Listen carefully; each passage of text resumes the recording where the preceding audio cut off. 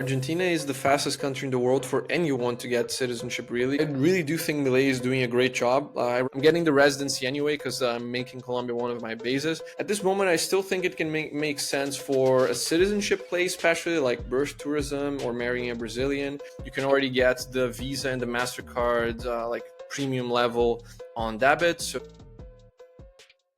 Welcome to the podcast, Francisco. From where in the world are you talking to us today? Hey Nico, it's a pleasure to be here today. I'm speaking from Vienna, Austria, the home of the Austrian School of Economics. Not so popular here nowadays, but at least here's the birthplace of it. That's really awesome. Yeah, I've been following you on Instagram recently. And do you remember actually how we both got in contact? And that was a while now. I think that was with the Paraguay residency that we're doing for you, no? I was actually asking into the group chat of the First Citizens group in Telegram if somebody is in Rio, and you sent me a guide to Rio without asking any questions, and it was the most comprehensive guide I could have asked for. So I really highly appreciate that. You just, and you didn't know me at all. I in Telegram I'm very anonymous, and you just texted me and said, "Oh yeah, you have to check out these places," and yeah, really appreciate that. So that's the way to make connections and to get some leads. Really appreciate that. But yeah, since then Yes, I've been. for that guide, I actually wrote it for the blog of Jake Nomada. Shout out to Jake. It's on there for those who want to read it, but for closer friends and people from some of our same networks, I like to share some of those guys directly, just because I'm a big apologist for my own country. I'm very much like, yeah, you should go to Brazil, you should go visit, go enjoy yourself, and yeah, I like to do the marketing for my own home base. Yeah, that's really awesome. We're gonna talk a little bit about Brazil today, so we'll come back to that. But first of all, you've been traveling through Europe. Maybe you can tell us a little bit about your trip through Europe and maybe the main experience you took away, be it personal or business-wise. Yeah, happy to hear about that first. Okay, so basically, this year I had two conferences in Europe that I was going to speak in. One was Heureka, which is Christoph Heuermann's birthday party from Staatenlos, like this German flag theory franchise. I was speaking there. That was in Montenegro in September. And then the other one being Liberty in Our Lifetime in November in Prague, which is still upcoming, conference on the subject of free cities and special economic zones and so on. So I was thinking, well, I have to be here, I have to be there. I'm already in Europe a bit earlier. So what I'm going to do is I'm going to use the opportunity to see some countries I haven't seen yet, right? So I went first to Albania, stayed about a month and a half in Albania before going up to Montenegro for that conference. Then I went to Montenegro, and then by car to Bosnia, and then by bus to Croatia, and then from Croatia to Austria, and then in like 2 weeks I'm going to Prague to finish the trip, right? So I did basically the land connection from Albania up to the Czech Republic, and then seeing all in between. I had already been to Croatia, already been to Austria. I lived here in Austria for like 4 years in total, but I hadn't been to Albania, Montenegro, and Bosnia, so those have been new ones for me. I've now officially finished Yugoslavia. If you exclude Kosovo, if you count Kosovo as Serbia, I have seen all of of Yugoslavia. So that's been a cool one. Yeah, any new relationships that you got there? I mean, we will dive into this a little bit later, but many people or some of your clients might be interested in these countries, right? To go to. Did you make any new connections? What do you think about the individual countries? Are they very livable? Yeah, general overall experiences, I guess. All right, so I have a lot of a lot of stuff. So pause me when I'm going too long. I did make a lot of new connections, especially in the Hoyoreka conference. It's basically like gathering the creme de la creme of the German-speaking nomads and digital entrepreneurs and investors and flag collectors. So that was very productive. Got to meet a lot of people there. In terms of the countries, lots of things actually. So I found Albania, especially the capital Tirana, to be quite livable. They have a big park in the city with a lake, like this artificial lake, and there's some good gyms nearby. There's also nice MMA gyms. Restaurant scene in that area is pretty good, and cost of living is super low. So that was pretty, good to base up for a month and just focus on work, and then you're seeing those mountain views every day, and going for walks. That was quite nice. But the city's very lacking when it comes to touristic attractions, right? There's not really that much to see. You can realistically see Tirana in like a day or two. I also did a road trip through the country, went to the south to go to the beach spots, to go to some of the mountain spots. That was really cool. I highly recommend Uji Iftote. I think that's how you say it. It's like it's basically this stream with mountain water at, I don't know, like 6 degrees that is coming down and flowing into the river. And then you can have like a real cold bath, and there's like a hotel in that area, and there's people selling honey and all of these things. That was like quite an adventure to go through.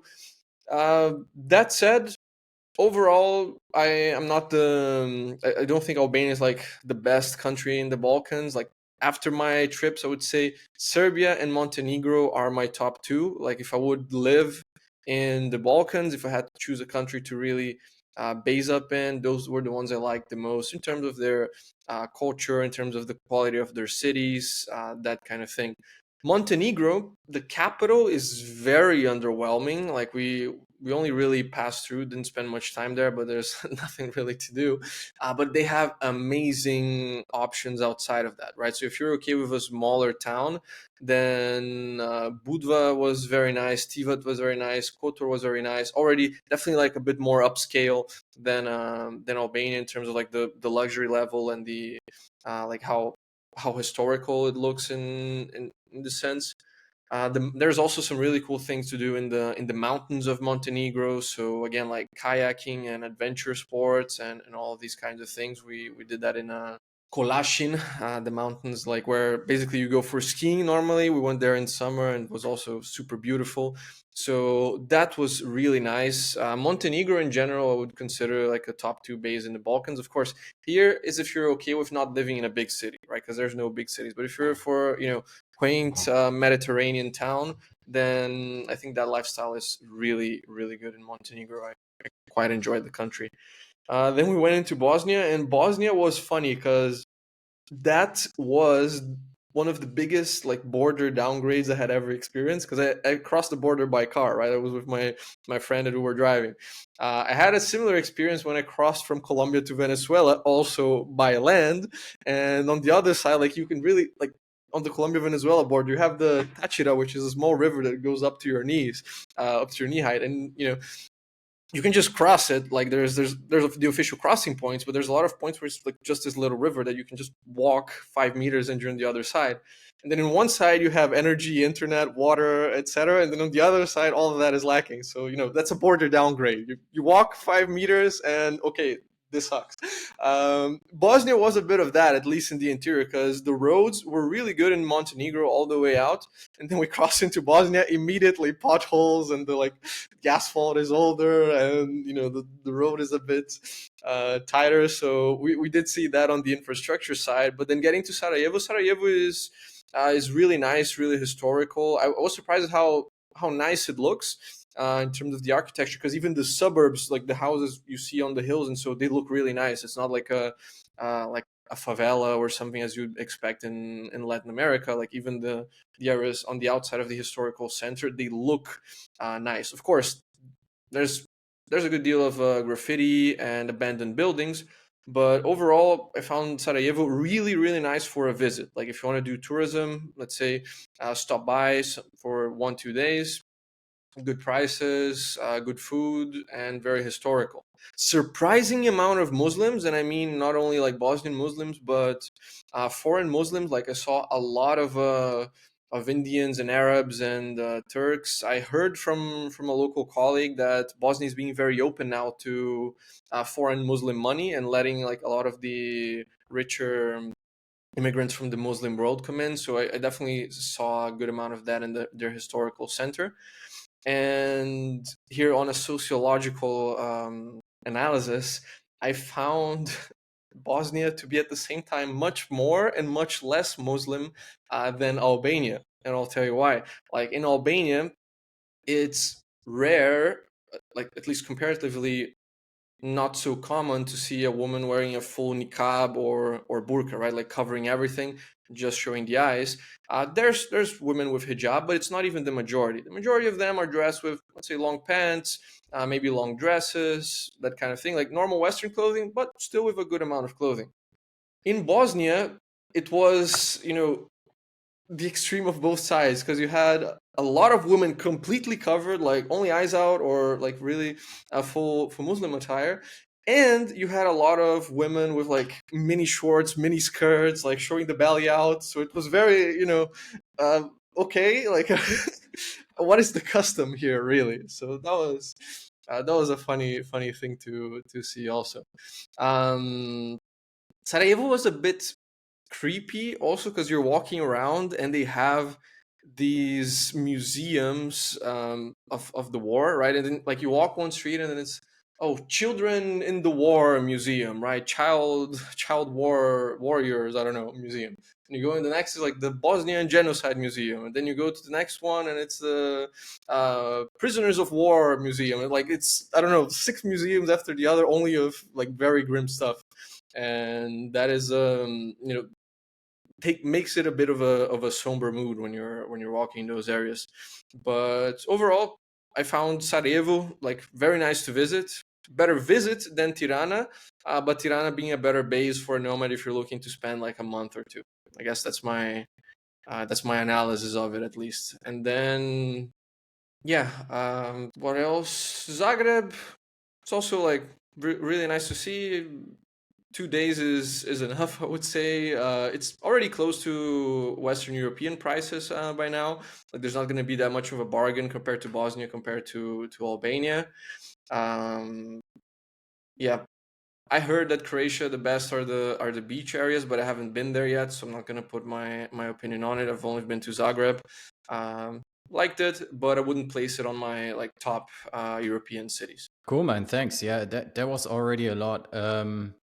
Yeah, I'm actually curious because Mikel, he is been traveling a lot to Serbia, so there seems to be an interesting, at least business opportunity there.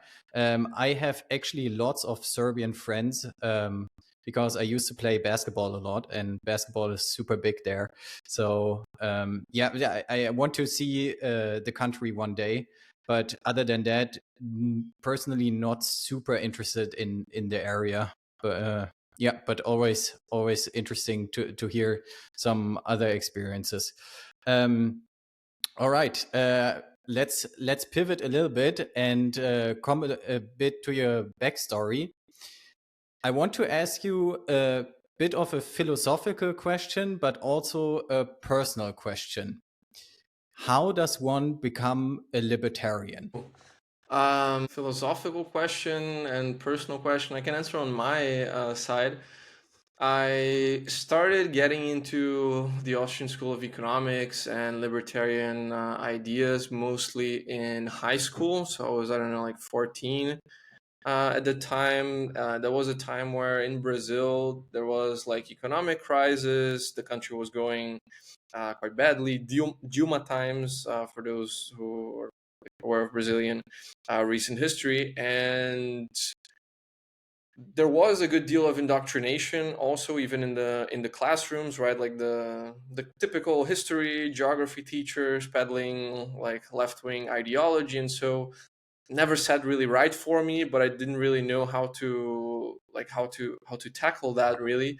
And then I ended up entering some of these Facebook groups back then, like of libertarianism and libertarian thought, and then like getting some of the PDFs from Mises Brazil that they published the books there for free, and reading Rothbard and reading Hayek, and that making a lot of sense, right, in explaining the the issues that we face in Brazil, and it all made a lot of sense, and that's how I originally got into this, let's say, ideological corner, and yeah, that's been 10 years by now.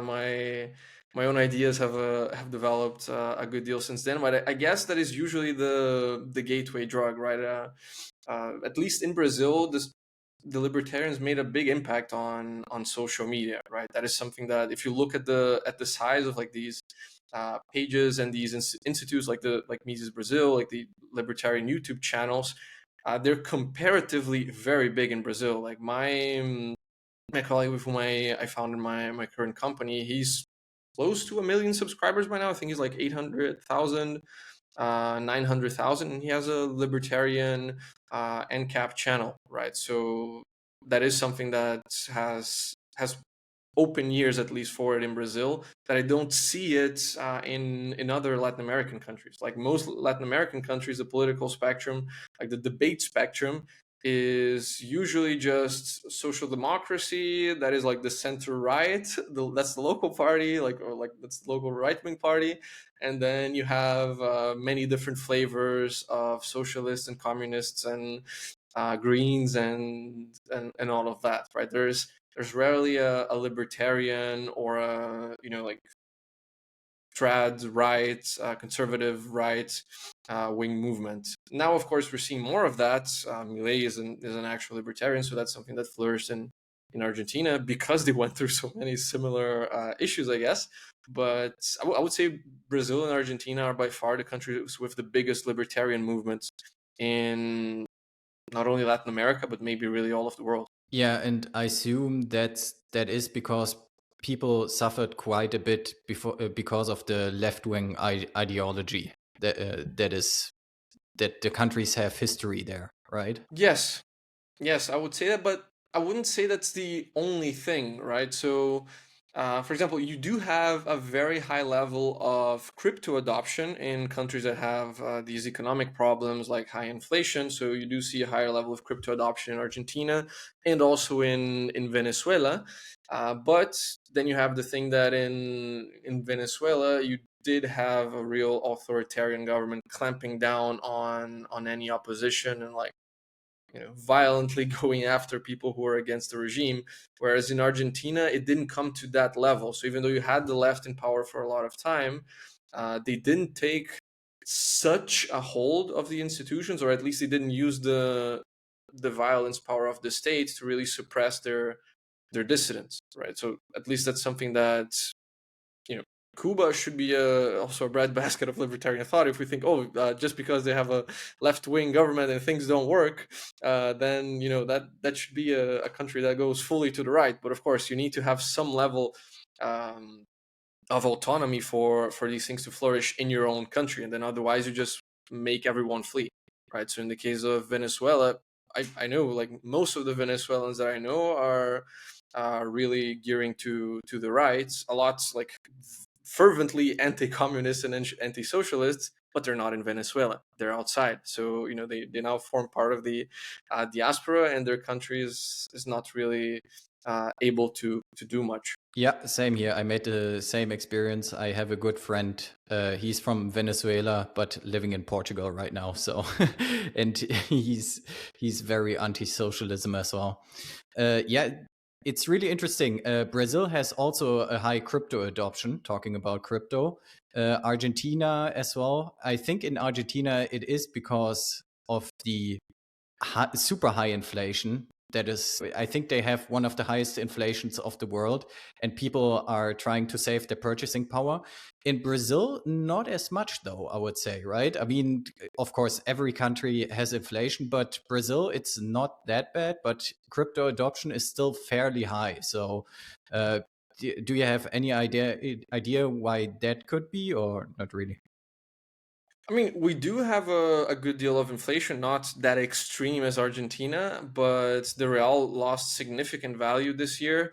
I remember, I guess, beginning of this year, it was 1 to 5 for the dollar, or close to that at least. Now it's 5.7, nearing 5.8. So it is losing a good amount of ground, and people are looking to divest. We're currently seeing a lot of capital outflows out of Brazil and then into US investments, for example. So a lot of Brazilians are taking their money out currently. And of course, crypto is one of the ways that you can take your money out. I would also credit, again, like the fact that there is a big, uh, let's say, grassroots, libertarian, crypto anarchist, right-wing movement, where you have a lot of people really teaching others how to self-custody, how to invest in crypto, how to protect uh, your crypto wealth. So you do have a lot of also content being produced, and people making actions for that, like big conferences and so for crypto in Brazil. I would say that's it. Like, even though we don't have as much inflation as Argentina, so like the need isn't as strong, there is a real need for it. Yeah, that's cool. I like to see crypto adoption though, so I applaud that for sure. But that's already the perfect pivot. I've heard you explain flag theory many times, but you have such a great way to do it. Could you please, for this audience, also explain what flag theory is? And and then we'll pivot in what you do with your company. Of course. So I like to make an investment related analogy, right? A lot of people, when they get into investment, they always hear, okay, don't put all your eggs into one basket. Don't leave all your assets in just Bitcoin or just real estate or just stocks. Like, really, you should diversify, have some in different asset classes, some in different assets. So if something happens to one of them, then you're not broke, you're not taken down with it. But people apply this maybe to their investments, but they forget to look at a wider spectrum and look at their own lives, right? So maybe they do that and they like buy a home and buy Bitcoin, and they think they're diversified, but they live in the country that they were born in. They just have that citizenship, just that residency, just bank accounts in that country. Their only company is in their own country. Everything in their life is set in the same jurisdiction. So if something happens to that jurisdiction, then you're getting taken down with it.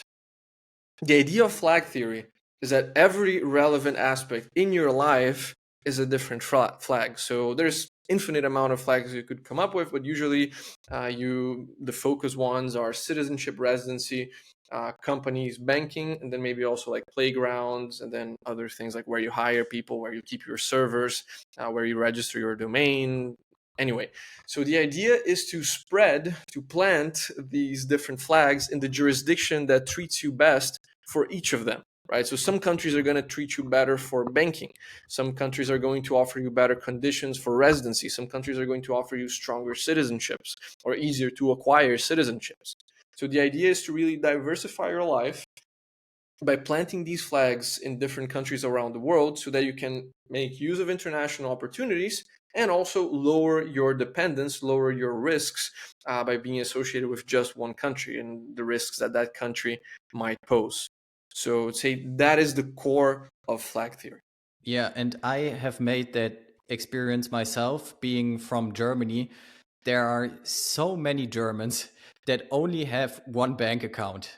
And I'm always thinking, what if there, even you don't have to think, oh, an authority is blocking your bank account or anything, but what if there's a technical problem with your bank account, then you all of a sudden you cannot pay at a register anymore, and you cannot get to your money, but there is a sentiment in Germany where people really don't think about that. And I hope this podcast helps people to understand how important it is to diversify, even if you don't want to leave your home country tomorrow.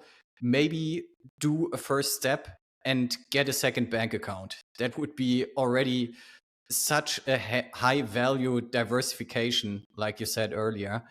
And yeah, any other examples that come to mind? I would say bank accounts are one of the easiest like cost benefit actions because there's so many accounts you can open now fully remotely without having to get off your desk. Like many, you can make the application in less than 15 minutes if you have a utility bill and like your passport near you, and then you can already have a bank account in a different jurisdiction with access to different currencies, sometimes with also the guaranteed deposit amount, right, like with insurance on that. And then you already have something so easy, right? Like when we're talking citizenships, for example, it usually involves living in a country for many many years, getting residency first, or otherwise buying a citizenship, which is over six figures for basically every citizenship in the market, or you're having to pull back your ancestry tree and also make a multiple year application for that. So like citizenship is something that, of course, is, I would say, is the key thing to define your travel freedom and your document dependency, right? Where you're not dependent on just one country. But that's something that really takes time and should be well considered, like for a long-term plan. But just having an international bank account is something that you don't have to wait 5 years to do, right? Like you of course do some research, check the solidity of the institution and so on, but like to really implement it, we're talking usually a matter of days, not years. So I would say that's the highest level, like the easiest one thing you can check off your list to get that done. And you mentioned the example of the Germans, like the Germans, and I would include here the Austrians. I lived in Austria here for 4 years. I have the Austrian citizenship too. I studied here. I would say the Germanics in general, much of the Western world, really, like these people, they have had a high trust society for a long time, right? For a long time, they could trust their one bank because the economy was going up, right? Like, say, Germany after the post-war boom and Erhard and like the Ordo liberals there, and the economy was really growing, and you felt that you could trust the government and that you could trust the banks and you could trust all the institutions.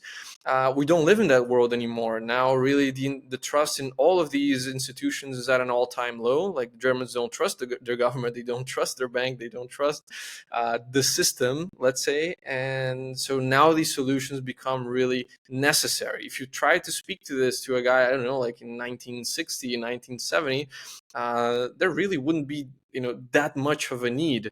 And that's why I think now this industry is taking off so much, is like growing every year.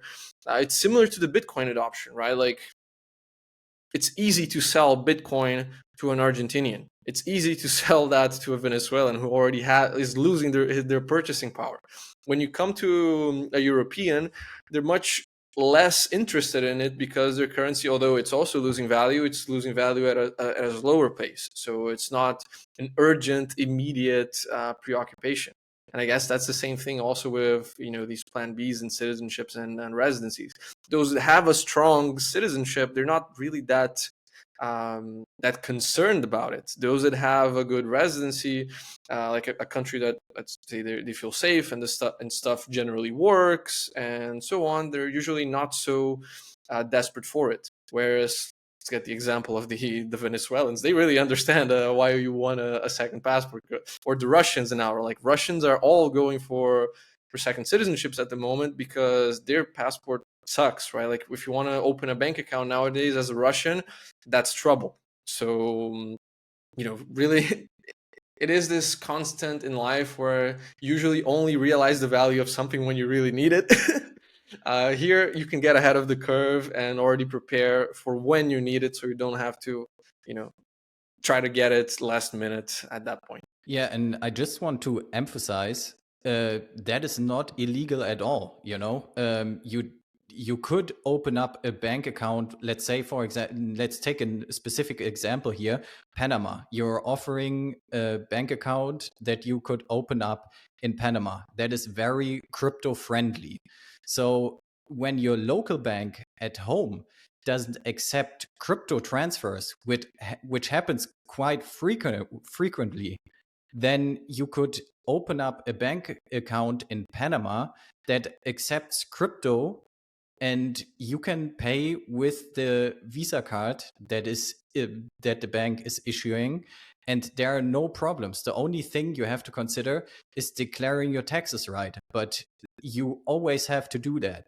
So I just want to emphasize that is really nothing shady going on there, because people thinking, oh, I'm opening up a bank account in Panama, I'm laundering money here or whatever. No, it's just a regular bank account you have in Germany as well, you know. So yeah, that's also something to consider. I want to Yeah, the talk to tool is you a little neutral, bit. right? Like just like you can launder money with crypto, you can also launder money with physical money, and you can also launder money with bank accounts anywhere, really. Like some of the European accounts, like Switzerland is now getting had like these huge fines on their banks because they also didn't pass some of the anti-money money laundering laws. So really, it's a matter of how you use it. Like all of these instruments can be used for money laundering, but there also can be just normal legitimate if you are using it normally and legitimately. It's just a matter of like, are you declaring it properly? Yes, then okay, what's the deal, right? It's not illegal to have a foreign bank account. Yeah, and it takes away so much friction, particularly if you're handling crypto. You know, your bank might ask you such inconvenient questions, and then you open up just another bank account and have an alternative. But yeah, I want to talk to you also a little bit because I'm actually a perpetual traveler at the moment, and you're offering also consulting on miles and credit card points. So I would like to hear a little bit more about that, and maybe you could explain when it would make sense to get such a consultation and when it doesn't make sense. Fantastic. So I would just like to make a disclaimer. I am not like the big miles expert in our company. We have about 30 people in our team at this moment, and we have a bunch of associated experts that we bring in for the different subjects and consultations. So I'd just like to preface this saying that I'm not the points guy. I'm mostly handling the residencies and citizenships and processes for Latin America. I also, of course, know the other parts of the company and the services that we offer and the things here, but just saying that. So I would say currently the two offers related to cards and points are regarding the United States and Georgia. Georgia in specific is like the more affordable one, let's say, because the banks there, they don't have a high minimum deposit. Like starting at a 10K USD deposit there at the banks, let's say Bank of Georgia, you open a solo account, you can already get the Visa and the MasterCard like premium level on debit. So like MasterCard World Signature and I think it's Visa Platinum also, which will give you access to like 8 lounge visits a year. I think it's 6 on the MasterCard and 2 on the Visa. So that's one that is good for like already covering you a good deal for international travel. And then they're now just finishing their negotiations with Amex to get back to offering the Amex Platinum card. So that's also one of the easiest Amex Platinums you can get, which then again, like you can qualify, you can get points, you can redeem for flights, you can also use get lounge access. So that is like one of the easier ones. It's also a very useful account. You can get multi-currency on that. It's relatively simple to open since you don't need a proof of address. That is also a big thing for nomads, right? Like where can I get a utility bill? For Bank of Georgia, you don't actually need that. So it's a little plus. And yeah, so that's a relatively easy to open, low minimum deposit option to get already like premium cards. When we talk about like the best cards, the best points and miles, we're usually discussing the US cards. The amount of rewards and benefits you get there is really unparalleled. I was just making a quick comparison today on the Avianca website, for example, like the Life Miles one, because I'm spending a lot of time in Colombia and I'm looking to I'm close to getting status there. If you want one of their branded credit card offers in Colombia, the best cards there, like platinum, signature, etc., you're going to get 10,000 miles as a sign-up bonus. With the US cards, you get 100,000 miles as a sign-up bonus. So it's a factor of 10x. It's a Colombian airline, for Christ's sake, and like the best cards in their home country are okay. You get 10k miles, and then for the American ones with good credit score, it's 10x that. Like, how do you get US credit cards though? Well, if you're a resident, then you have the SSN, then that counts for your credit score. If you're a non-resident, which I guess will be a good part of our listening audience here, then it is possible for you to create a credit history in the United States by applying for an ITIN. The ITIN is the tax number for non-residents. It doesn't make you a tax resident. It doesn't make you liable to taxes in the US, but it does allow you then to file taxes in the US and so on. It's possible to apply for an ITIN remotely. You don't actually have to go to the United States. It gets done in like 2-3 months usually. They send you an actual letter. So we basically we file the application for you and then forward you the letter. Then with the ITIN, you can start creating a credit score. Of course, you're not going to start with a high credit score. Here you can make that transfer program with Amex specifically, right? So if you have Amex already in another country, then you can transfer that to the Amex in the US, but that's not going to be like your general credit score for other banks. But yeah, so that's usually the main way to start. So you're going to go to the US personally to open a bank account once you have the ITIN, and then you can open a personal bank account in whatever bank you choose. There's a lot of banks in the US. Usually the main ones like to get the cards, like they have the bigger card offers, are Chase, Capital One, Citi, Bank of America, like the bigger ones. Then like you can get one of their starting cards, which gives you 1.5% cash back usually. Some of them have no foreign exchange fee, so you can actually use it abroad, like pay outside of USD, and you don't pay anything extra on that. You just use the like Visa conversion fee. And like you basically use those credit cards, usually start with a small limit. I got my first limit at like $500. Already was able to extend that by now. But then you just really keep using it, pay it off, use it, pay it off, use it, pay it off, request a limit extension, pay it off, request a limit. Like you keep doing this. And then usually in about 1 year, 1.5 years of use, you can really get to the good cards like the Chase Sapphire, like the big Amex ones, and so on. Now, for whom does this make sense? That is a good deal of effort, right, to structure all of this up. So we're talking getting the ITIN, then going to the United States to apply for the banks, because most of these banks you can't really apply remotely. Some you can, like the Capital One card, you can actually apply remotely, but the other ones not really. Then you also have to have a proof of address in the United States. That is something that has become like a strict requirement for most of the banks now. Of course, it's possible to organize it. You don't become a tax resident in the US just by having a local address or a local lease. It has to do with your days count in the country. So you could rent a small apartment, or you could even work it with a friend, or depending on the case, have a PO box. So it's something that can be structured. And then so as you see, it's a lot of effort, takes over a year to really get to the good stuff. So for this to make sense, usually when you're already a higher net worth individual, or you have expenses that you can use with card. So in my case, for example, we have a lot of ads that we run in the business. I run all the ads over the credit cards. We have a lot of software subscriptions. We run all of that over the credit cards. So that is something that, like, I was already going to pay for this anyway with card, but instead of paying with a debit card, I pay with a credit card, and then I get the points, and then I can also build up my credit in the United States. So especially for digital business owners, for people that have a lot of cardable expenses, that can make a lot of sense. Yeah, thanks for diving into the details there. But just for me to understand, so it does not really depend on the airline, but more on the banking card. Is that correct? Or can you No. So redeem these points?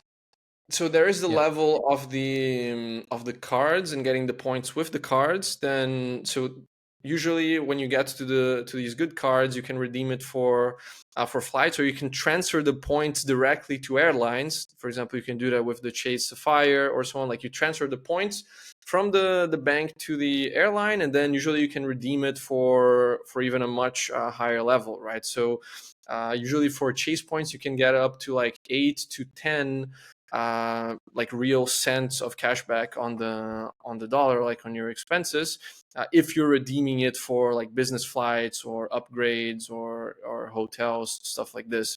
So it can make a lot of sense. Now there's the other side of it, which is of course the airlines themselves, right? Like how easy can you make it to get status, to get the upgrades, to get all of this. I actually have an encyclopedia on this for like different miles programs. You basically have three main alliances, right? That you have SkyTeam, you have One World, and you have Star Alliance.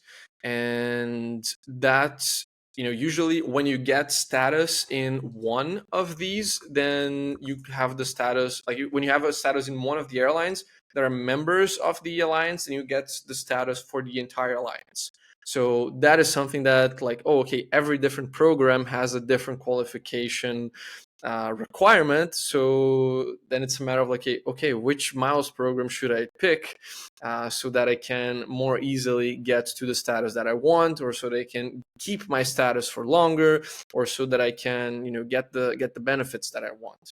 So, for example, in Star Alliance, Avianca and I think it was Aegean also. Aegean is also part of Star Alliance, if I recall. So Aegean and Avianca are the two fastest ones to get to a silver and gold status. But both of them require you have a number of miles flown with their own carriers, right? So in the case of Aegean, I think it's like you have to fly 4 times with them to get to silver status.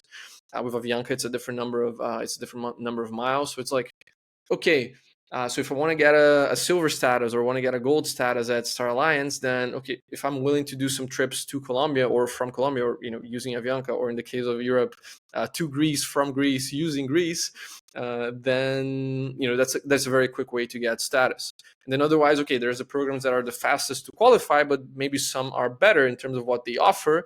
For example, Turkish Airlines has actually a very solid program within Star Alliance. So it's not going to be like the fastest to qualify, but they do offer some of the best benefits. So that's all something that you have to check for your personal situation, like which countries are you traveling from and to, what airlines do you like, what are you looking to do for yourself. And then you can make a coordinated plan to see where you're going to make your points. Because the worst thing is when you're distributing, right? Like when you're putting some points in this airline, and then on the other airline, and then on the other airline, and then you never get to a significant amount of status, and you never get to an amount of points that you can redeem for anything. So the idea is you're going to focus all of your points in a single airline within every alliance, and then you have enough points to redeem, and you can get to a status at some point. Yeah, that makes sense. And that also answered my question. So you have to have like a rough idea in what areas am I spending my time, and what air alliances are flying these routes that I usually use. Exactly. So that is something that you have to keep in mind. And of course, depending on how you structure it, you don't really have to fly like with a specific airline. I just gave the example of Aegean and Avianca because those have very easy to qualify status, but they have this requirement that you have to fly with them also. You can't just fly with other airlines.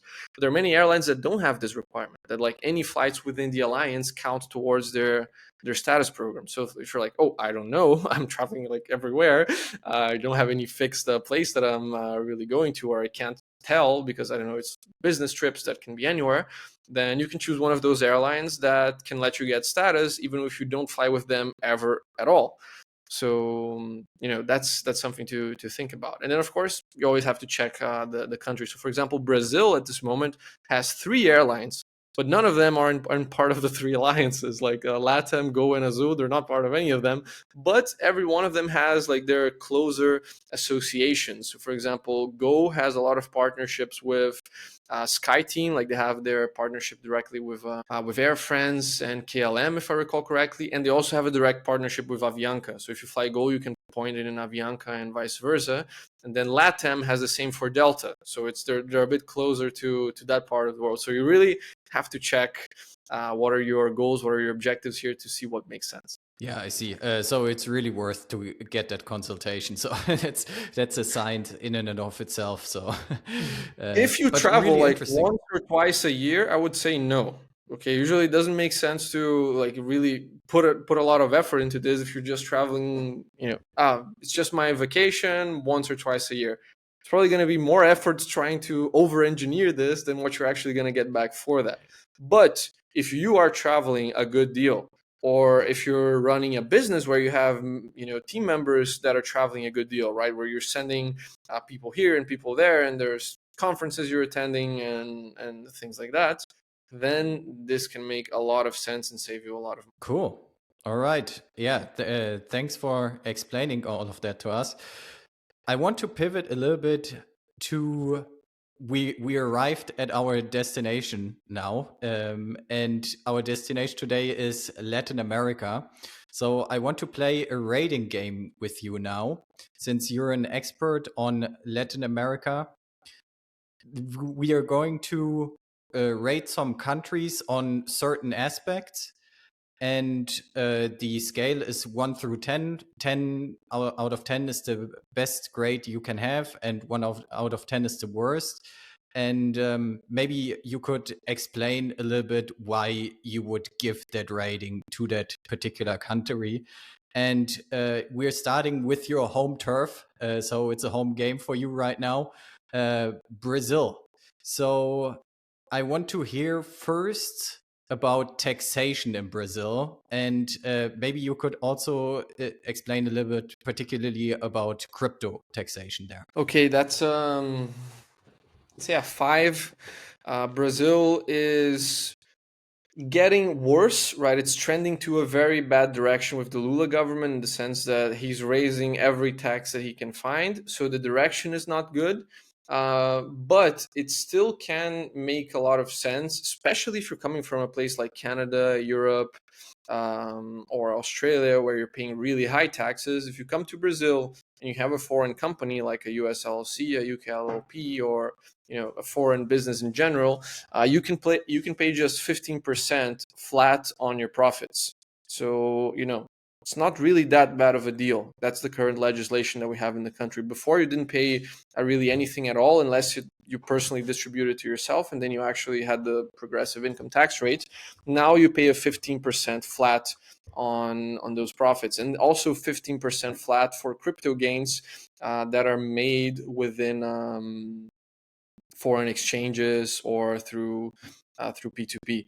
So overall, the taxation is not going to be so high on the income side. It's very high for, like, say, imports. You're trying to buy electronics, you're trying to buy this like a notebook or an iPhone or so on. Those are very expensive in Brazil because the import taxes are ridiculous. So for a lot of people, it makes sense to go over to the border in Paraguay, buy their new phone, sell their old one, I don't know, hide their old one, and then go back to Brazil through the border, or do shopping trips in Miami or in Panama, right, where the taxes are lower.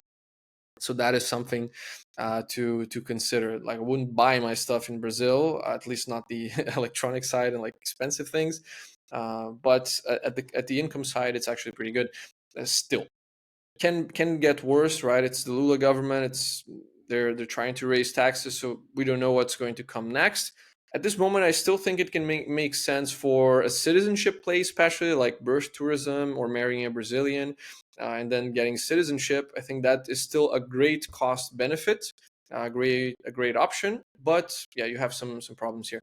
The main problem I see with crypto in Brazil, and it's not really unavoidable problem, it's just like something you have to structure for, is that I would not recommend you have crypto on yourself as an individual. that you should have it under a company, right? Like put it in a holding company, open a Caribbean company, like a Panama company. I don't care. You can choose whichever one. Brazil doesn't discriminate, but keep it in a company and not yourself. Why? Because Brazil has one of the most intrusive regulations currently for crypto, where you have to report every transaction you make over 30,000 reais, which is like $6,000, and you have to report like where it was, which currency, what amount, like what address. So it's very invasive, and we don't know the OPSEC of Brazil. Like that, I'm quite sure this info of the people who reported this already is at the hands of criminals who got it there, because the Brazilian websites are being hacked every now and then.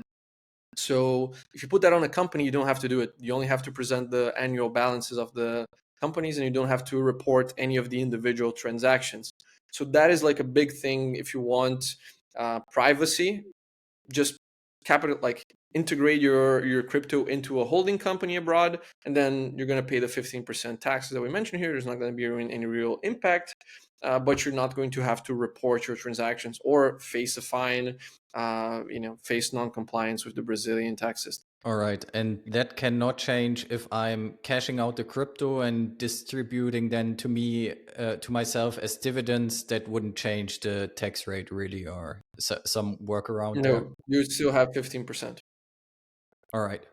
Yeah, I listened actually to the podcast you did recently with the crypto lawyer that explained all of this, and I couldn't believe that you had to transport every transaction, because that can be, I'm telling you, I'm deep into crypto, and that can be a hassle, there is sometimes Hours several. and hours and hours of your Yeah. time. Yeah. Exactly. And it's not all exchanges. Sometimes you're providing liquidity and that stuff. I don't think the Brazilian IRS will understand what I'm doing there, but yeah. -5. Okay, yeah. And is there any hope, or not really, to I that would it say will improve in the future? there is hope, because the left-wing parties have lost like basically everything at the municipal elections. We just had elections this month, and the Workers' Party, the party from Lula, faced a significant loss.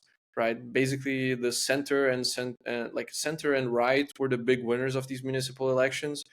Of course, the main subject here is like, will that really matter? They still have 2 years, and they basically have control of the judiciary and the executive, and there's basically a judiciary dictatorship happening in Brazil now, where the Supreme Court is going blatantly against the Constitution, and is censoring people without due process, without any justification. They just go and do whatever they want, and Congress is not strong enough to go and impeach them and take them out of office, let's say.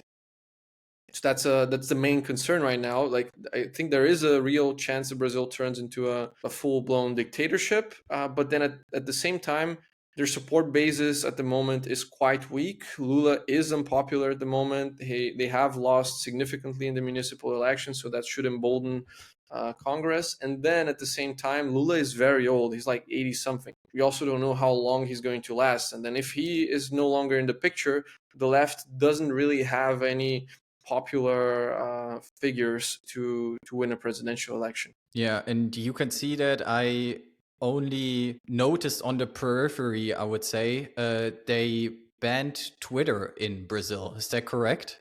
It's not allowed there anymore.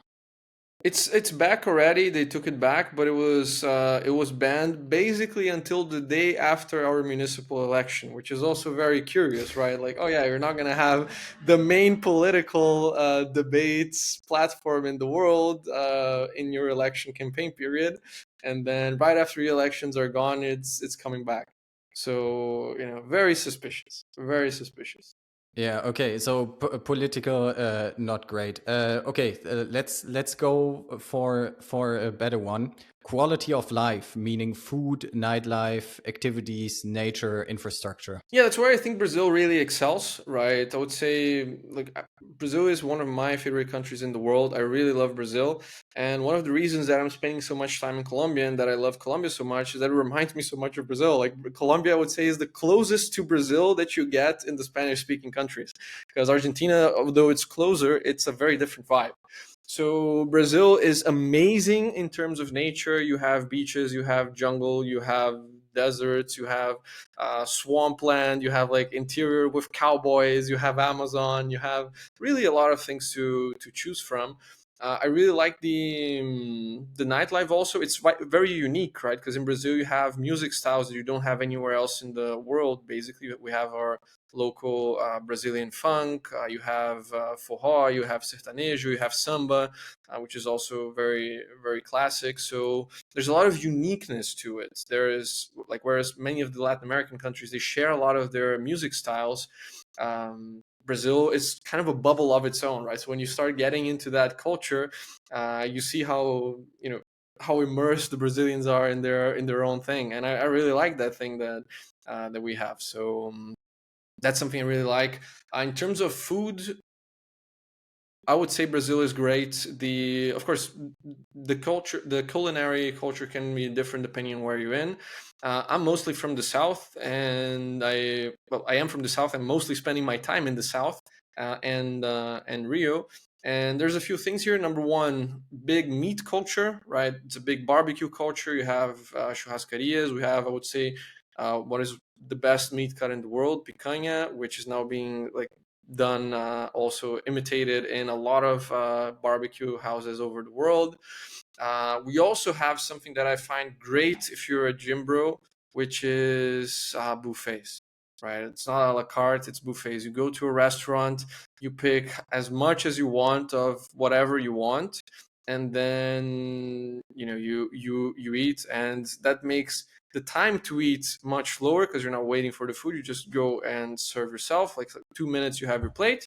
And at the same time, it's so much better for macros. I can't tell you how many times I go to a restaurant in anywhere in the world, really, like traveling in general, and you order, and then the portion is like this, or maybe the portion is like, oh, okay, so the meat is like this, like very small, and then you have like 3-4 times the amount of rice and just carbs in general.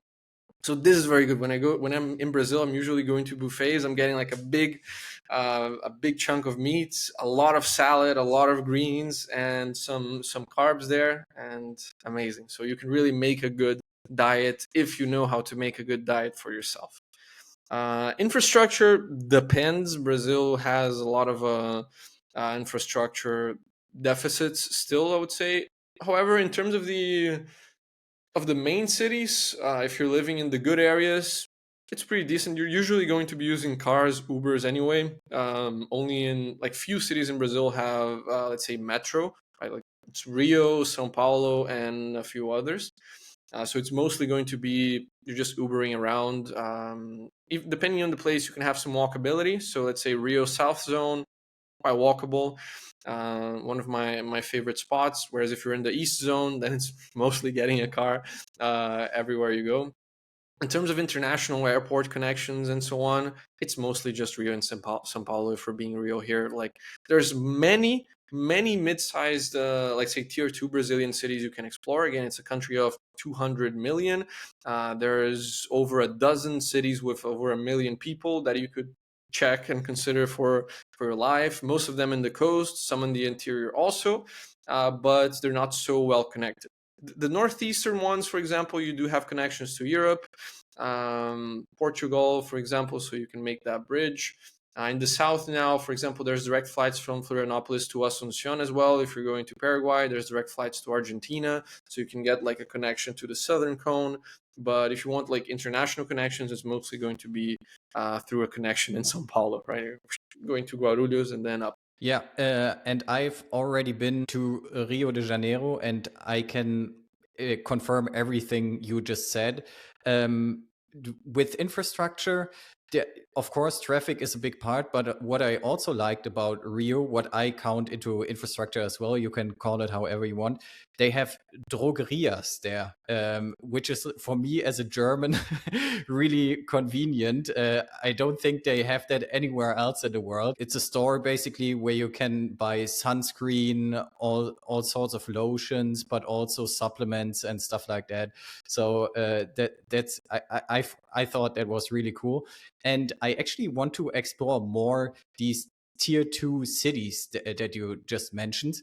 Maybe you can give us, because you would be surprised, like I would say I'm pretty open to and willing, learned a lot about geographics, but these tier 2 Brazilian cities, I haven't been, but they look really awesome, and they're not on the map for many Europeans, many Germans in particular. I can only speak for Germans here, really, but if you're mentioning Thailand, everyone knows these small islands, Koh Tao, Phuket, whatever, right? But Phuket is not really an island, but you get what I'm saying. And these tier 2 Brazilian cities, for example, Florianopolis, I think you're close to Florianopolis. And then in the northeast, maybe you can give us like 2 to 3 hidden gems, I would say, in Brazil, where it is worth exploring. Yeah, there's a lot of options really. If you're looking for something coastal, um, Vitória in Espírito Santo, that's in the southeast. That's the state right after Rio. I've heard great things about it, both from international friends and also local Brazilian friends who lived in Rio and then moved to Vitória to have a bit of a more tranquil life while still being at a capital, while still being at the beach. In the Northeast, I've recently heard great things about João Pessoa. So if you want like a Caribbean style, like warm year-round option, then from the northeastern capitals, I would say that is the one that is trendiest, being better run at the moment. The northeast is in general the most violent region of Brazil. So I have friends living in like Fortaleza and Recife, and they do say it's a bit of a hellhole. Like there's like this small area that is cool and safe, and then everything else avoid. João Pessoa seems to be, however, on a good direction. If you're looking at the south, Curitiba is a very famous city in Brazil. It's one of the biggest in Brazil. Good economy, good infrastructure, very green. Also, overall, like good urbanism. It's one of the best in Brazil in that regard, and it's one of the colder, right? Because it sits atop a plateau. I think it's like 1K altitude. So if you're looking for something a bit more temperate, right? If you're looking for Argentina or Chile or Uruguay as your base because Brazil is too hot, you could check out Curitiba. That's an interesting one. Yeah. Besides that, there's a few others. There's a lot of mid-sized cities, and like if you want to go outside, be close to São Paulo, but not in São Paulo proper. Then there's Campinas, there's Santos by the beach. There's some options where you could be 2 hours away from the Guarulhos airport, but not being like in the concrete jungle that is São Paulo. What else? Maringá is a city that I've lived in for over a year. It's also currently rated one of the best quality of life cities in Brazil. Again, very green, very well planned. There's not really much traffic there compared to other places. So, although it's small, right? It's like 300, 400K. It has the second biggest Japanese community in Brazil. So if you are Asian, or if you, I don't know, want to learn Japanese, want to eat a lot of Japanese food, then that's a region you can consider. Santa Catarina also, I would say, has a number of cities you can check out. Like Santa Catarina is like the capital of Santa Catarina is Florianopolis, but Santa Catarina is not like it's not like these places where you have one big city and then everything is like a bit smaller. Let's say like Austria, right? You have one city of 2 million and the next one is like 200K. It's much more like Switzerland in the sense that it's a collection of mid-sized cities. So in Santa Catarina, you have Florianopolis and Balneário Camboriú if you want the beach. Balneário Camboriú is an option if you want more like luxury, more like Dubai style, more bling bling yachts and luxury cars and safety. You have that in Balneário Camboriú. Floripa, you also have some of that, let's say in Jurerê, one of the neighborhoods there, but it's more of a chill nature vibe. There's like surfers vibe, hiking vibe. Like you have a lot of nature connection in Florianopolis in general. And then you also have cities like Joinville, Blumenau, which are mid-sized, also quite safe, growing local economy. Like if you want to do entrepreneurism in Brazil, and want more of an European vibe also. So in Blumenau, for example, we have the second biggest Oktoberfest in the world. I'm from there, a Blumenau native. I had German in school, for example, for 9 years. I lived in the town next side for this school. It was in Pomerode. So like, especially for German immigrants who maybe want a German colony to call their home, that's an option you could consider. Yeah, I want to visit Blumenau for sure. I think it's really interesting. I'm actually very curious about how, because some of them can speak German there, and if the German there is really different from the German we speak in Germany, because language evolves over time. So it would be interesting to see if they use some different words for different things.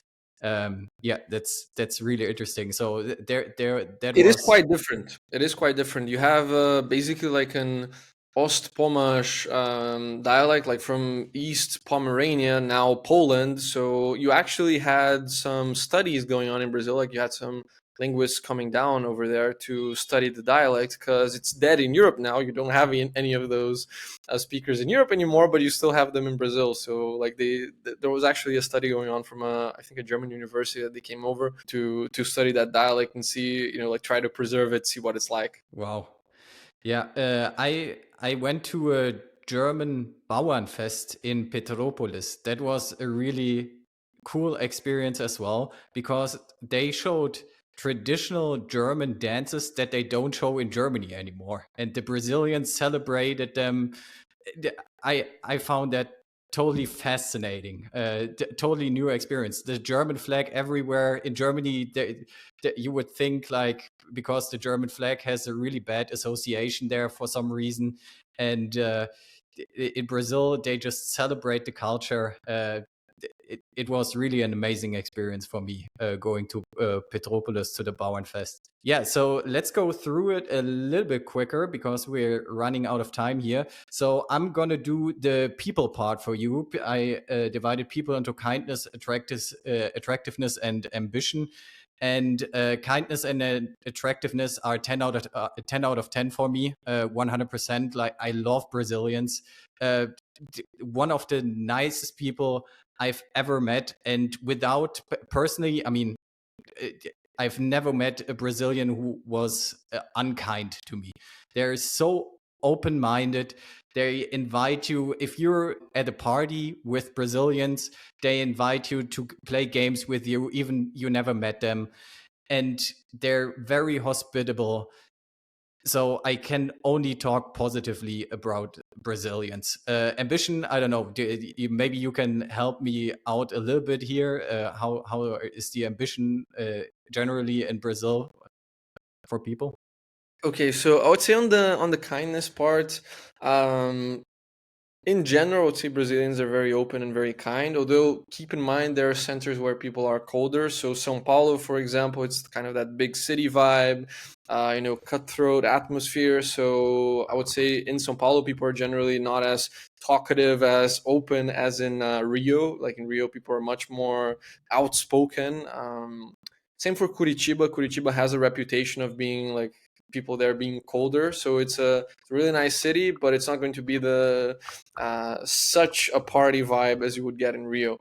Attractiveness, I would also rate that very high. Also because you have like you basically have everything, like something for every taste, in the sense that like there are a lot of mixed race Brazilians. There are a lot of black Brazilians, a lot of Asian Brazilians, a lot of Arab Brazilians, a lot of white Brazilians. There's like, let's say if you go to Peru, your dating pool is not going to be as wide, let's say, in the kind of people you can meet as compared to Brazil. Even in places in Brazil that are not as international, let's say like Rio, you still have a very diverse people and very beautiful people. So that's something that I find very very nice, right? Like if a lot of countries, if you're going there, let's say for dating for looks, you're going to get one look.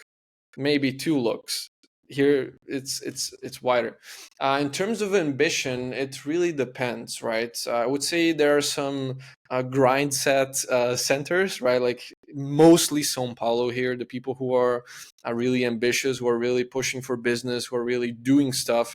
Most of them are in São Paulo. That is by far the business capital of the country.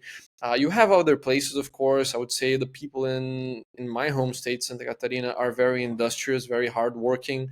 Balneario is a nice networking place for that if you want to meet like other Santa Catarina entrepreneurs or even high-end people.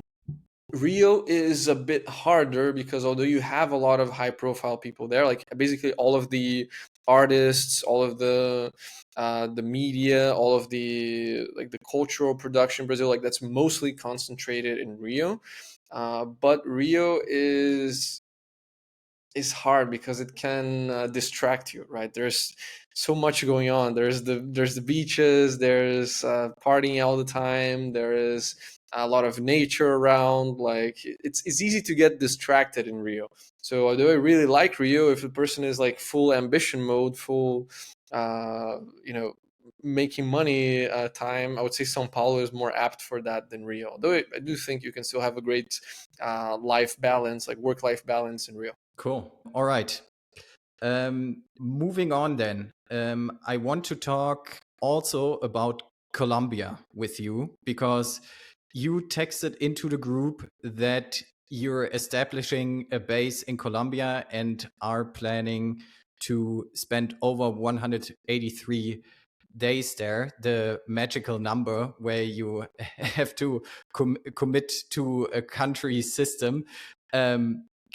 Talk to me a little bit. Why did you do that? That is not 100% confirmed that I'm going to go over the 183 days. I'm thinking about it to really I want to have a more stable base. I want to have a place that I'm, a bit more, it can have a better routine. That's something that all this traveling has been very hard for, has been my routine. Like I've basically wasn't able to progress on my jiu-jitsu or my dance skills. Are two things that I was working on a lot while I was in Colombia, but here has been very hard to do that. So I'm looking to have a more stable base, maybe like just mostly stick around Brazil or Colombia, or even just Colombia. That's what I'm considering at the moment, and that's why I was actually talking to my local accountant there to see okay, how would it look like for me if I went over the 6 months. I'm getting the residency anyway because I'm making Colombia one of my bases, but let's see on the tax part. That said, I would say Colombia is very similar to Brazil, right? That's in terms of vibes, in terms of nature, right? Like variety of nature, in terms of how the people are like. I think Colombia is the Spanish-speaking equivalent of Brazil. The people are very open. The people are very friendly. They really like to dance, although there they dance salsa and cumbia and merengue and so on instead of samba and funky and forró. Different style, but it's a bit of a similar vibe. And then also you have a lot of the same problems, right? It also has a country. It's a country that has a lot of drug-related problems, criminality problems, and so on, which is very, known for me already. Like that's something that I mostly know how to navigate, stay out of, not get involved in, like how you should, handle yourself on the street. Like I've never been robbed in my life, and of course, there's always an amount of luck that is involved with that, but there's also an amount of, how do you carry yourself when you're walking around? Where do you walk? At what time do you walk? Are you walking alone? With whom are you walking? What are you doing? Are you calling it? All these kind of things, like this social etiquette. I would say it's mostly translatable from Brazil and Colombia. So I lived in Rio, and I lived in Colombia also for 1 year, and I never had any problems. There's like a lot of these guys saying like with the risks of scopolamine and those kinds of things in Colombia. I never had any issue. I never had, got close to having an issue. So I really think if you know how to handle yourself in Brazil, you can make it in Colombia, and if you know how to handle yourself in Colombia, you can make it in Brazil. And yeah, I think it's a great play. I am particularly going for Medellin because by now I have so many friends there. It's very easy to have a group with whom to do stuff. I was spending a lot of time in Bucaramanga, which is a tier B city of Colombia. I really liked it there. It's, quite safe. The good areas of the city are really nice, like good restaurants, good parks, a lot of nature stuff and historical stuff to do around the city. I really liked, the city for itself, but it was a pain in the ass when I had to travel because we don't have many connections there. And at the same time, every time I had a friend in Colombia, they were never there, right? Like I had the maybe to go over Medellin or Bogota if we wanted to meet up, or it's hard for someone to come over. So I'm also looking to be in places where I can minimize my travel by being at a more magnetic jurisdiction, let's say. So let's say when I was staying in Lisbon, when I was 4 months in doing my nomadism in Lisbon, I got to meet like 3, 4 different friends that were simply passing by. Like, oh, they were already going to Lisbon, and then since they were in Lisbon, they were meeting me. Whereas when I lived in Linz, which is like a 200K city in Austria, nobody ever goes to Linz, right? It's so I think that is one aspect of it. Like I really I'm looking to maximize, like grow my business, grow my like all of the residency stuff that we're doing and the offshoring and so on. And I see that there is a big audience for that. A lot of nomads that are in Medellin, and they're naturally in Medellin. So like to meet them, I just have to be in Medellin. And of course, I could do the same in Rio. I could do the same in Buenos Aires. But I really like Colombia. I like being in a country where on the weekend I can just go out and go to a waterfall, go to like one of like a nice pristine pond, lake, that kind of thing. And I can do that in Colombia. I can't do that in Paraguay. I am a resident of Paraguay, by the way. I really like the residency. I really like the tax benefits and all of that. But it is a bit boring for me. I want to have more adventure during the weekends, and then during the week, work, work, work. That's mostly the reason why I like Colombia and Brazil so much, because I can get adventure in both, and then I can also sit down and have my work focus during the week. Yeah, and that's exactly why I wanted to talk to you, because we have the same taste when it comes to that. It's really interesting to exchange perspectives here. Yeah, so let's go through Colombia then. So taxation, you just talked to your accountant. What do you think in general about taxation in Colombia? It's a similar situation to Brazil, right? People sometimes take it off the table completely because they see, oh, worldwide taxation, headline rate up to 35%. And they say, okay, that's a complete tax hell. I'm not touching this country. And this is simply not true for the great majority of us, right? First of all, most of us don't have a local company, we have international companies. And Colombia is only taxing those if they're like passive holding entities. Otherwise, if they're active businesses, if they're like doing services, they're doing e-commerce or whatever, then you only tax what you take out, right? Like what remains in the business is not taxed. So that's already point number one. Like how much do you actually need to live in Colombia? How much are you taking out to yourself as an individual? Then we come to point number two. How do you take it out, right? Because both Brazil, we can come back to basically that topic, and Colombia, they have these small company regimes, like these simplified regimes for small and mid-sized entities where you pay way less tax than the headline rate. Of course, there's restrictions on the business types that can qualify here, like you're not going to have a bank under this special regime. And then you also have restrictions regarding the like who can apply to them. Usually only residents are able to open these companies. And also turnover limits. So in the case of Colombia, you can only earn up to 1,100,000 with these companies. In Brazil, it's currently close to like $800,000 a year, which is still, a good amount you can take as a salary to live in Brazil. I think you can live your best life in Brazil with that amount already. So yeah, like it's like taking out, let's say, like a 4K. What I quoted with my accountant, like taking out a 4K salary through a local Colombian company. That was going to be like a total tax rate of about 5 point something percent. So like, is it really that bad? I also asked him about crypto gains, and currently that's not really regulated in Colombia. You only tax that as a capital gain when you cash out to fiat. As long as you keep it within crypto, they don't care. So again, like when you compare that to a lot of Western countries, that like Italy was also recently talking about capital gains of up to 40%. So is it really that bad, like to live in a country like Colombia? I don't think so. Of course, I'll see if I'm actually going to spend the 6 months there or not. But it's just good to lay out the groundwork, see how that's going to look like, to make an informed decision. Right? I set that amount because I think 4K you can live really well in Colombia already, and then that's a decent amount of, like, it's okay amount of tax to pay. Yeah. And by the way, before I forget, because we talked about regular credit cards and whatnot, are you familiar with crypto cards at all? Because you Yes, I actually have can. one from Chapo, where you can pay with, like, you can load your balance with Bitcoin and just pay there, and even give you like Bitcoin cashback. Yeah, exactly.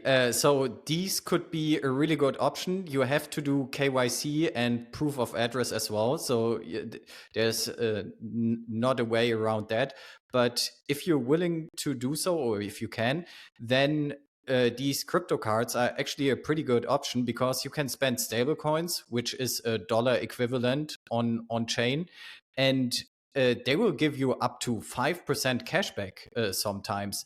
And then if the coins that you are getting increase in value, that covers already a lot of your purchases. So I know a good one from Gnosis right now. I think they only delivering now to Europe at the moment. So you need to have a European address, but they're expanding their services to, I think, Brazil as well, and some other Latin American countries, some Asian countries. Thailand was there as well.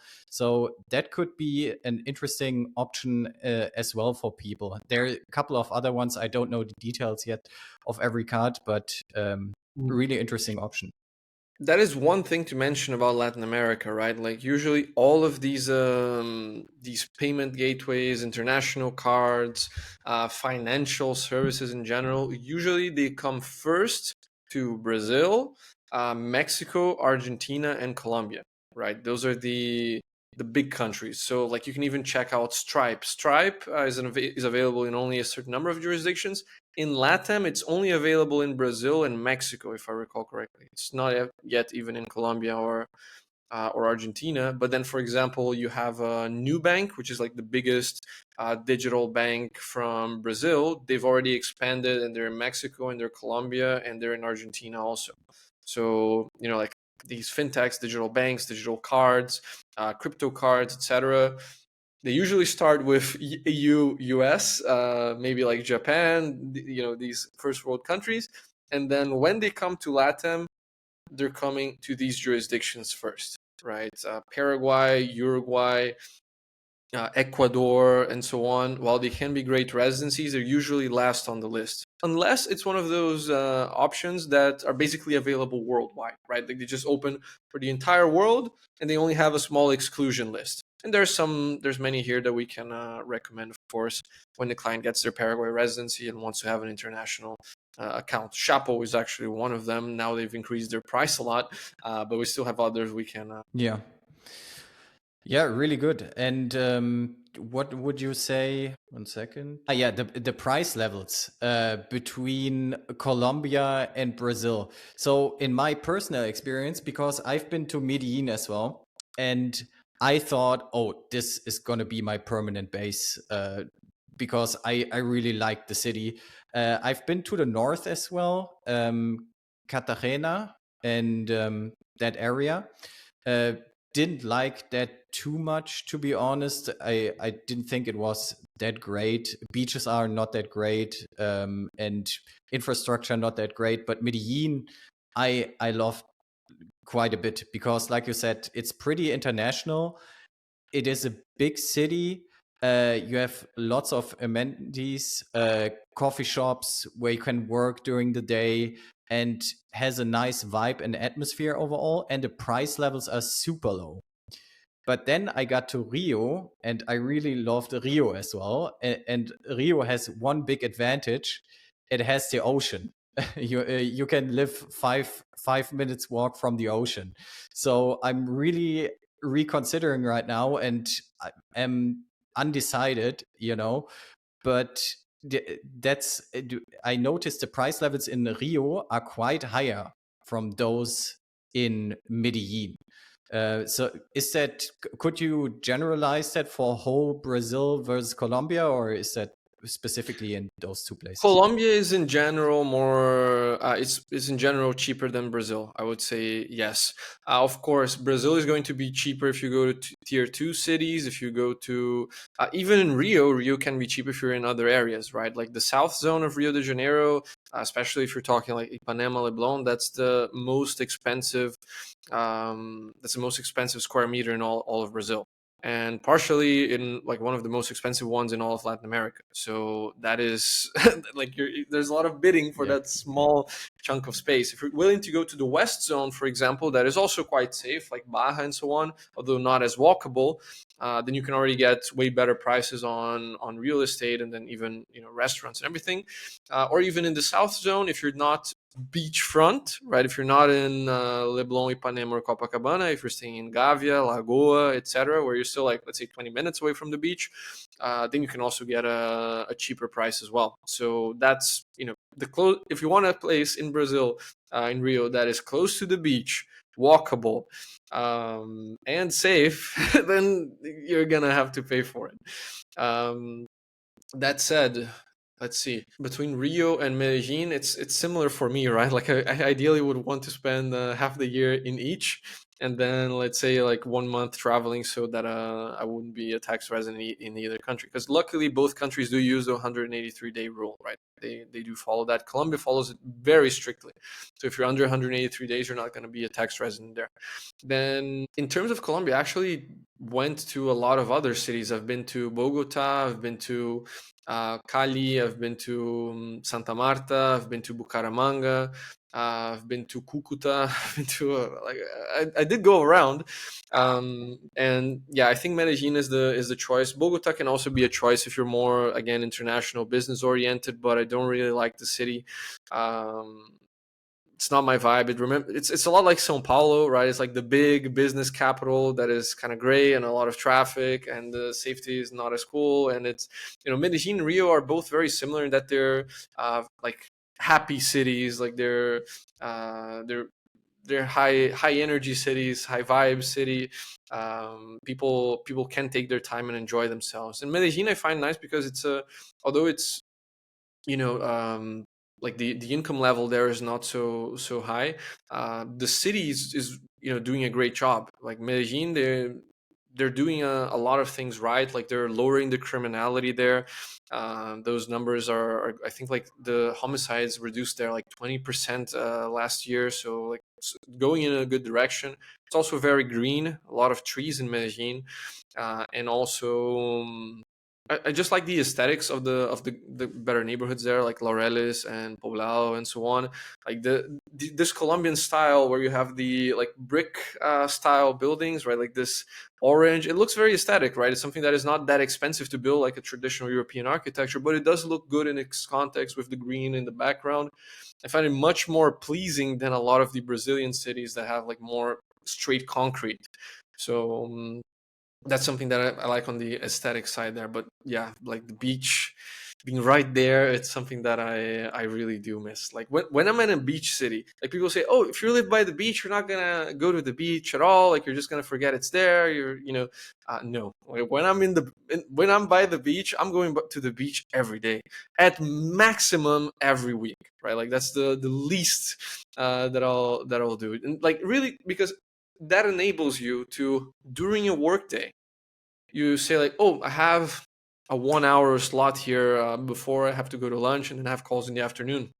I'll just walk over, dip into the water, stay like 5 minutes, soak in all the sun and the magnesium, and step on the sand and everything, and then go back home, right? You can do that. When you're far away from the beach has to become a weekend affair. You have to travel, and then like many hours to get there. Then when you get to the beach, you're supposed to be there the whole day, because damn it, you traveled to go to the beach, or you paid to go to the beach, so you're kind of forced to stay there for hours on end.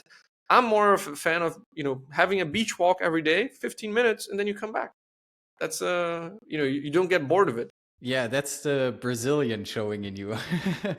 Brazilians love to go to the beach. They invited me every day. Oh, let's go to the beach tomorrow or on the weekend. So yeah, I really love that vibe as well. And yeah, since we met, or you already mentioned that Colombia and Brazil are pretty similar in all of the regards, more or less.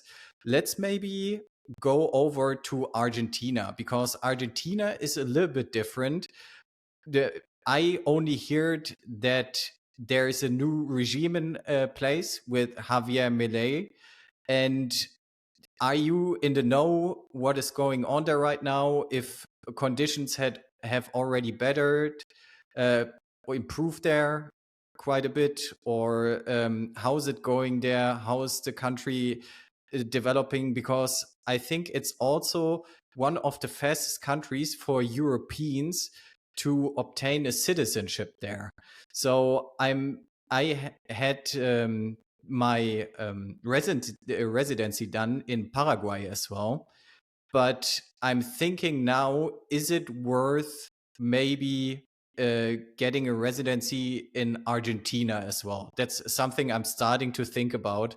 Maybe you can explain a little bit more what is going on in the country and with the regime change. Okay, so just a quick point here. Argentina is the fastest country in the world for anyone to get citizenship, really, because it's only 2 years to qualify.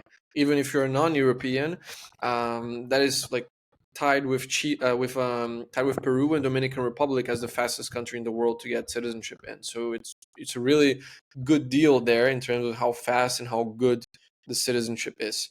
Now, in terms of the government there, I really do think Milei is doing a great job. I recommend you follow Bowtie Mara on Twitter. He posts a lot of Argentina political developments. From what I'm seeing and what I'm hearing from the people that are on the ground in Buenos Aires, like the economic indicators are already getting much better in terms of like inflation has been tamed. The taxes are already getting lowered a good deal. The country risk is lowering. The amount of like capital that is coming into the country is increasing. You're seeing a lot of great positive indicators, but the cost of living has risen for the local Argentinians a lot, and they haven't. You're already having a lot of better indicators on the macro level, but the salaries haven't yet come to the level that they've lost due to all the accumulated inflation. So at the moment, Argentina is quite expensive, and the salaries haven't really caught up to that. So that's something that there's actually some concern from some of my friends there. Is like, will Milei actually survive get to a second mandate? Like, will he be able to deliver the results this fast, like within his, so that people are, in a good, happy condition within his term? For the moment, it seems that people are accepting that there needs to be reform, that there needs to be change, and that comes with time. So it seems that his support is still, over the majority, but let's see how long people can actually sustain that. So I think Argentina is going in a great direction. That said, it's a number of harsh measures that they're having to take, like in terms of cutting the spending and um, cutting out up the bloated state that they have. So that's the situation. I do think Argentina makes a lot of sense for citizenship. Although keep in mind you do have to live there at least 6 months of the year to keep your residency active. So it's not a paper residency as Paraguay where you can just get it and bail. You actually have to commit to Argentina. So that's something to keep in mind as well. And taxation there, any improvements? Maybe also regarding crypto, if you know anything. I remember that they had done some crypto tax exemption, but I think that was on like VAT or something related to that. I have to check what the current status is. I think that you still have the capital gains tax, but on the income tax, they have improved that. Like they already made a new table for the income taxation, which takes a lot longer to get to the higher levels. So that's something that Milei has already like put forth. I don't know if it's going to be active for this year already or for only next year that they're going to get that, but it's already a big way forward. They also increased the limits for the micro companies there, like these resumes for self-employed people. When I came to Argentina, I think their cap was at like $18,000, $20,000 a year. Now they've been increased to $71,000, which is much more generous, especially considering the local income level. So that's also something that has been improving. He's also cut a lot of the import taxes, which is helping bring capital goods and goods in general into the country. So it's not a tax haven. It is getting better though. Okay. And then from your experience, you spent some time in Buenos Aires, quality of life and people maybe and safety. Quality of life, I would say, is very high. It really is like a European city in Latin America, right? Like, I've only been to Buenos Aires and Tigre, like in that area. I still want to go to Cordoba and Mendoza and Bariloche and all the other ones, but it really feels like a European city. So like the walkability of it, the grandeur of it, the public spaces, the amount of parks and like botanical garden and so on. The safety level is pretty good. Like the Argentinians themselves complain, but like you compare that to Brazil, you compare that to Colombia, it's very good. Like worst is gonna happen usually is theft, like someone comes around and picks up your phone and like runs away, that kind of thing. But there's way less violent crime. Like even if you look at the homicide statistics of Argentina, it's one of the lowest in the continent. So that's usually the thing that one might be worried about, because okay, like, losing your phone, usually it's a matter of like not being aware of your surroundings, like you're out in the open or you're leaving it at the table, this kind of thing. It's mostly avoidable, whereas like I think the thing that scares people the most about Latin America is like this random violent crime, right? Like you being robbed at gunpoint, or like catching a stray bullet, these things that one can't prepare for and can't really avoid. I guess that's the thing that people are usually scared of, and like you really don't see much of that in Buenos Aires at all. So I would say quality of life in general is very good. The one thing that I don't like about Argentina is their schedule, because these guys do everything so late. I'm not used to it. I don't like it. I want to have my circadian rhythm in check, right? In Colombia, 11 p.m., you can already enjoy the parties. Like you can go to parties and there's already gonna be people there. Like if you want to go dancing, if you want to go somewhere. Same thing in Brazil. In Argentina, we're there over for Halloween, and like they had this Halloween party that was opening at like 12:30, and it only really got good and started getting people at like 2 3 a.m. And so when you have a night like that, it completely crashes your next day, right? And then same thing, like at the opening times, like everything opens at like 10 a.m. And then it closes for 3 hours in the afternoon. Like I don't know, I don't like the schedules. I really like the city, but it's not a time that I'm in and that I don't want to be in. Also, I don't want to be up until 3 a.m. That frequently. So yeah, that's a factor. Attractiveness, I would say, is pretty good. Like people are very elegant in Buenos Aires. Like I think people have that kind of a more European fashion sense. Also, it's mostly like Italian looking people. So if that's your style, it's gonna be most of that. And what was the third one after attractiveness? Ambition. Uh, and also maybe international people. Are there many international people there? Oh yes, a lot, a lot, a lot. Buenos Aires now is packed. Like people are Okay. are going a lot to Buenos Aires. When I was there, I got to meet a lot of expats, a lot of nomads. They currently are hosting the biggest crypto conference in LATAM. I think like LabitConf has been there for 2 years in a row. So that's also something. There, if you look at nomad lists, currently Buenos Aires is never leaving the top 10. They renamed to nomads now, but actually check. I remember seeing it ahead of Medellin, even for yeah. Right now, it's like place number 4 in nomads.com. So there's a lot of international people in Buenos Aires right now. It's a good place to just work and be connected to international guys. Of course, the local doing like business in Argentina is a different thing than doing business with other international people in Argentina. So keep that in mind. But I do think it's a nice place if you want to be in a big city, right? Like it does have big city vibes. Okay, yeah. Then, wow, we covered quite a bit here. We got through the 3 countries that I wanted to, so that's really awesome. One last topic I want to open a little bit. I mean, we talked about crypto in the podcast quite a bit. Are you using crypto in your everyday life, or what are I guess the touching points that you're having with crypto right now, personally and maybe on a business level? At the business level, we do take crypto, and we have a lot of clients that would rather pay in crypto, even Monero if they're more privacy oriented. So we can take that, and so we use it a lot for business, and even paying some of our team members who prefer to get paid in crypto. So that's something that we're using a lot at the business level. We find it to be growing also, like the percentage of clients that we're getting that are paying in crypto.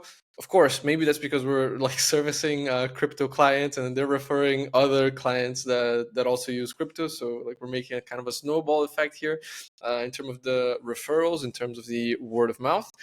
But yeah, so we use it a lot on the business end, and then personally, I lost it all in a boating accident. I have zero crypto at all. That's interesting. I think I was on the same boat. So, yeah, I mean, it happens. It happens. Yeah, great. More common than you might think. Awesome. Yeah. Any last words you want to leave the audience with? I mean, we covered quite a lot here. Where can people find you on social media? It's worth a follow, definitely. Even if you only start to think about to internationalize a little bit, like we talked in the beginning, maybe getting a different bank account. I think you have such a great content. Yeah, where can people find you, and do you have any last words? So I guess my last words is really start thinking on about this. Put some thought into what you can do to protect yourself, to internationalize your life. We're getting to more turbulent times around the world. There's war in Europe. The Middle East is heating up.